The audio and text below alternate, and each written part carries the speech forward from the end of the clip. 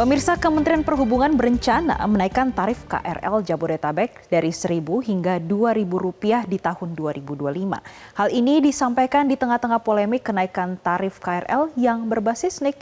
Dan tentu wacana ini menimbulkan berbagai tanggapan dari pengguna kereta api komuter dan beberapa menyatakan setuju agar anggaran subsidi ini tetap tepat sasaran dan beberapa lagi tidak setuju karena menganggap transportasi umum seharusnya terjangkau untuk semua kalangan. Dan untuk informasi selengkapnya, berikut kita saksikan liputan jurnalis Metro TV, Fadila Syarafina dan Firman Adfriana langsung dari Stasiun Transit Manggarai, Jakarta. Kereta api komuter lain atau KRL Jabodetabek ini masih jadi pilihan favorit bagi masyarakat ibu kota dan juga daerah-daerah penyangganya untuk bertransportasi setiap harinya. Pada tahun depan ini Kementerian Perhubungan berencana untuk menaikkan tarif KRL sebesar Rp1.000 hingga Rp2.000. Pihak dari Kementerian Perhubungan atau Kemenhub ini sudah menyampaikan bahwa mereka sudah membuat kajian terkait dengan kenaikan tarif ini. Nah, hal ini disampaikan oleh Dirjen Perkeretaapian dari Kemenhub, Rizal Wasal, yang menyampaikan kenaikan tarif ini di sela-sela dari polemik kenaikan harga KRL berdasarkan nomor induk kependudukan atau NIK. Namun sampai saat ini pihak Kemenhub menyampaikan masih belum menentukan opsi mana yang nantinya akan digunakan dan masih menunggu arahan dari pemerintahan selanjutnya atau Presiden terpilih Prabowo Subianto. Nah, tentunya wacana kenaikan tarif KRL ini menimbulkan berbagai reaksi di masyarakat, dan saat ini kami akan merangkum beberapa tanggapan dari pengguna kereta api komuter Jabodetabek untuk Anda. Ya, kalau menurut saya setuju, tetapi harus sesuai target. Ya, jadi yang buat menengah, ada yang buat rakyat kalangan bawah, menengah sampai atas itu beda-beda gitu ya subsidi? Iya, beda-beda. Jadi yang rakyat kalangan bawah harus diberikan subsidi gitu. Kalau menurut saya sih kurang setuju ya, karena untuk tarif segini aja udah lumayan lah. Jadi saya harap gak akan naik harganya gitu. Kurang setuju sih, karena sebelum penaikan harga gitu seharusnya banyak yang diperbaiki. Apa aja sih biasanya sebagai pengguna KRL fasilitas-fasilitas yang perlu diperbaiki? Kayak kemacetannya gitu, terus kayak biar nyaman gitu. Mayoritas pengguna kereta api komuter lain atau KRL Jabodetabek ini mengaku tidak setuju dengan wacana kenaikan tarif KRL ini. Kenapa? Karena seharusnya menurut mereka kendaraan umum atau transportasi publik ini affordable dan juga dapat dijangkau oleh semua pihak.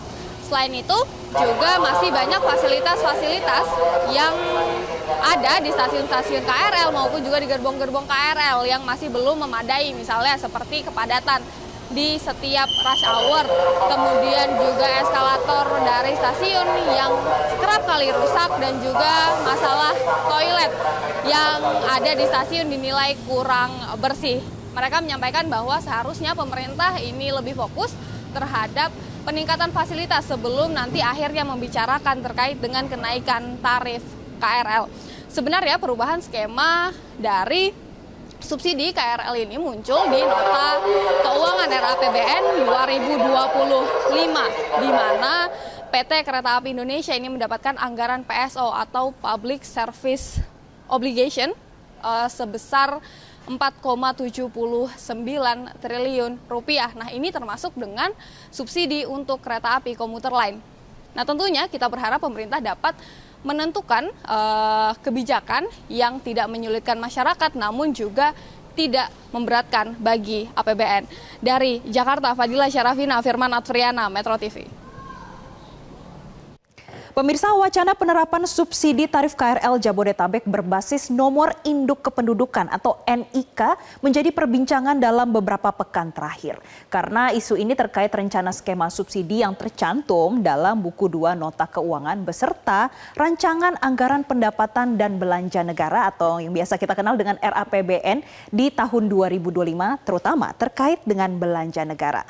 Pertanyaannya, memang berapa sih anggaran subsidi KRL untuk tahun 2025? 2025, perlukah tarif KRL Jabodetabek ini disesuaikan? Berikut ulasannya untuk Anda pemirsa. Yang pertama kita akan melihat sebetulnya bagaimana awal mulanya rencana subsidi KRL berbasis NIK ini menjadi sorotan dari publik. Kita lihat untuk isi dari buku 2 nota keuangan RAPBN di tahun 2025. Karena ini tercantum dalam bab 3 buku nota keuangan beserta RAPBN tahun 2025 ya pemirsa, yang mana subsidi KRL ini menjadi bagian dari subsidi untuk kewajiban pelayanan publik atau Public Service Obligation atau yang disingkat dengan PSO. Yang setiap tahunnya memang pemerintah menganggarkan subsidi PSO untuk BUMN yang memiliki fungsi layanan publik. Ini salah satunya adalah PT KAI. Dan pemirsa, dalam dokumen tersebut total subsidi PSO ini rencananya 7,96 triliun rupiah nih pemirsa, bisa dilihat di sini. Nah, namun secara rinci pemerintah ini menganggarkan untuk tahun 2025 subsidi PSO sebesar 4,79 triliun rupiah kepada PT KAI atau kita bulatkan ya pemirsa menjadi 4,8 triliun rupiah, dan nantinya untuk 4,8 triliun rupiah ini akan digunakan untuk sejumlah layanan. Apa saja layanannya? Ini seperti perbaikan kualitas dan juga inovasi pelayanan sejumlah kereta api. Tapi kalau kita lihat untuk tahun 2025 dari 4,8 T yang dianggarkan, ini belum ada secara rinci dan juga secara detail berapa porsi PSO untuk KRL Jabodetabek. Tapi kalau kita mengacu pada tahun-tahun sebelumnya pemirsa, kalau kita lihat datanya, PSO subsidi KRL Jabodetabek untuk tahun 2022, kita lihat ini 1,8 triliun rupiah. Sedangkan untuk di tahun 2023 sebesar 1,6 triliun rupiah. Kalau kita balik lagi pemirsa, kita runutkan dari tahun 2018 hingga tahun 2022 karena laporan keuangan dari PT Komuternya ini yang baru dirilis di website resminya ini di tahun 2018 hingga yang terakhir di tahun 2022, subsidi PSO untuk KRL Jabodetabek untuk setiap tahunnya setidaknya berada di kisaran 1,13 triliun rupiah hingga 1,63 triliun rupiah. Dan kalau kita lihat artinya ada penurunan pemirsa. Padahal penumpang KRL ini terus meningkat. Kalau kita lihat dari data BPS, di tahun 2023 ada 290 juta penumpang yang naik KRL dan ini ada kenaikan dibandingkan tahun-tahun sebelumnya. Tentunya wacana ini mendapatkan berbagai respon. Salah satunya oleh Ketua Forum Transportasi Angkutan Jalan dan Kereta Api Masyarakat Transportasi Indonesia atau MTI. Aditya Dwi Laksana menyampaikan kalau sebetulnya ia mengerti kalau pemerintah harus memberikan subsidi ini agar tepat sasaran, khususnya bagi masyarakat yang membutuhkan akses angkutan umum. Tapi ia juga menekankan nih pemirsa, kalau pemerintah harusnya meningkatkan kualitas dan juga kapasitas dari angkutan umum tersebut. Jadi masih diperlukan insentif untuk menggunakan angkutan umum agar masyarakat ini pelan-pelan meninggalkan kendaraan pribadi, terutama juga untuk menekan adanya polusi udara ya pemirsa. Dan terkait dengan wacana ini juga direspon oleh pemerintah terutama dari Kementerian Perhubungan. Kita lihat bersama bagaimana sih respon dari Kementerian Perhubungan. Jadi pemirsa, Direktur Jenderal Perkeretaapian Kementerian Perhubungan Rizal Waisal ini menjelaskan skema penetapan tarif KRL Jabodetabek yang berbasis NIK belum akan diterapkan. Saat ini pemerintah masih dalam tahap pembahasan untuk memastikan skema tarif tersebut benar-benar tepat sasaran. Namanya juga subsidi ya pemirsa, jadi harus tepat sasaran. Namun Kemenhub memang mengakui kalau sudah memiliki kajian tersendiri untuk menaikkan tarif KRL sebesar Rp1.000. Kenaikan tarif KRL Jabodetabek ini sudah terdengar sebetulnya sejak tahun 2022. Kalau kita lihat di paparan Direktorat Jenderal Perkeretaapian Kemenhub pada Januari 2022, usulan kenaikan tarif dilakukan pada tarif dasar 25 km dan ini yang pertama, selanjutnya untuk 10 km berikutnya tidak naik atau tetap Rp1.000. Tapi wacana ini belum terrealisasi hingga tahun 2024 ini. Nah, pemirsa, rencana penyesuaian tarif ini sebetulnya sudah dibahas berkali-kali ya. Tapi ini masih ada yang menjadi masalah karena rencana subsidi berdasarkan NIK kembali mencuat saat layanan KRL sedang memburuk. Jadi kami mengumpulkan data nih ya, karena menurut Masyarakat Transportasi Indonesia atau MTI, persoalan yang masih perlu dibenahi adalah ini, berikut ini, ada 4 nih pemirsa. Mulai dari keterlambatan jadwal, kepadatan penumpang, kurangnya perawatan fasilitas umum di stasiun, dan jumlah unit kereta api. Yang disoroti pemirsa ini juga sebetulnya terkait dengan tepat waktunya masih kurang dan juga kurangnya armada kereta. Yang mana kalau kita lihat baru akan ada kereta tambahan baru yang diimpor dari Tiongkok ini pada Maret 2025 yang akan datang secara bertahap. Selain itu yang menjadi permasalahan lainnya adalah layanan transportasi first mile dan juga last mile yang dinilai masih buruk karena masyarakat ini masih harus berganti moda. Karena antar moda ini belum terintegrasi. Tentunya ini menyebabkan ongkos transportasi masih lebih tinggi. Nah, masih berbagai banyak permasalahan dan yang dikeluhkan serta perlunya pembenahan yang dilakukan pemerintah terkait dengan wacana ini. Kemudian wacana ini juga sebetulnya mendapatkan respon karena dalam sidang paripurna kabinet di IKN, Presiden Jokowi berpesan kepada para menterinya untuk tidak membuat kebijakan ekstrim di akhir masa jabatan sebelum pemerintahan berganti pada 20 Oktober mendatang. Dan kita sama-sama saksikan bagaimana pernyataan dari Presiden Jokowi berikut ini.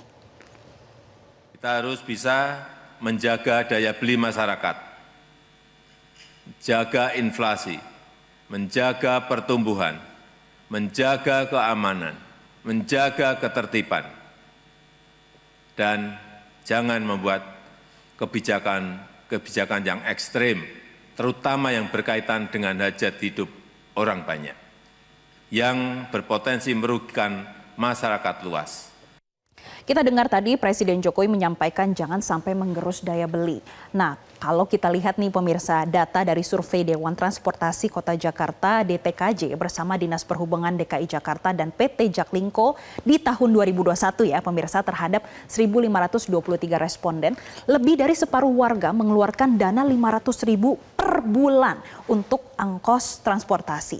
Sedangkan 45,6% warga mengeluarkan 500 hingga 1 juta rupiah untuk ongkos kendaraan pribadi. Ini mengarah ke transportasi umum ya pemirsa, untuk ojek, taksi sebelum naik ke transportasi umum. Sisanya mengeluarkan dana di atas 1 juta rupiah. Nah pemirsa, kalau ini datanya di tahun 2021, kalau kita misalkan saja UMP DKI Jakarta saat itu 4,38 juta, sedangkan apa yang harus dikeluarkan dari masyarakat untuk transportasi ini 1 hingga 1,5 juta, artinya ini sudah 20% dari gajinya.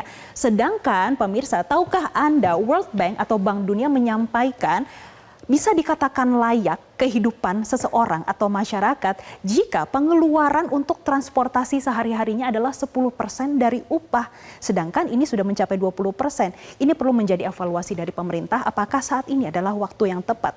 Mengingat ini juga berkaitan dengan bagaimana kelas menengah yang terus tergerus.